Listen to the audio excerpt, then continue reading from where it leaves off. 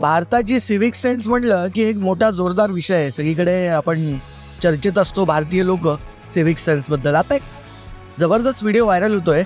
पुणेमध्ये जी रक्षक चौक आहे त्या रक्षक चौकामध्ये 2 फॉरेनर्स रॉंग साईडवरनं जे लोक येतात त्यांना अडवतायत आणि त्यांना सांगतायत ही जागा तुम्ही रॉंग साईडने गाडी चालवताय. काही लोक फुटपाथवरनं जात आहेत, त्यांना अडवण्याचा प्रयत्न करतायत आणि काही लोक ऐकून बघून तसेच चालले, काही त्यांना विरोध करतायत आणि काही मात्र त्यांचं ऐकून युटर्न घेतात. बघा, आपल्याला सिव्हिक सेन्स शिकवण्यासाठी 2 फॉरेनर्स ज्यावेळेस समोर आले त्यावेळेस हा मोठा चर्चेचा विषय झाला.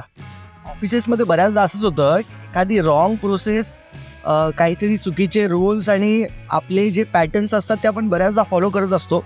बऱ्याचदा ते सगळं कॉमन होऊन जातं.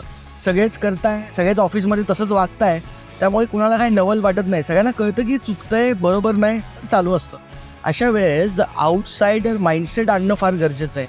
ऑफिसेसमध्ये एखादा कन्सल्टंट, एखादा कोच, एखादा गुरु बाहेरून आणणं, त्याचा सेशन ठेवणं फार महत्त्वाचं आहे. कारण असाच व्यक्ती आपल्याला आउटसाइडर माइंडसेट देऊ शकतो.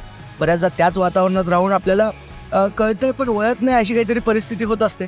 अशा वेळेस तो आउटसाइडर माइंडसेट आणून एखादा सेशन ठेवल्यानंतर थोडेसे डोळे उघडल्यासारखे आपले होतात आणि काही प्रमाणामध्ये डिफरन्सेस आणि चेंज व्हायला सुरुवात होते.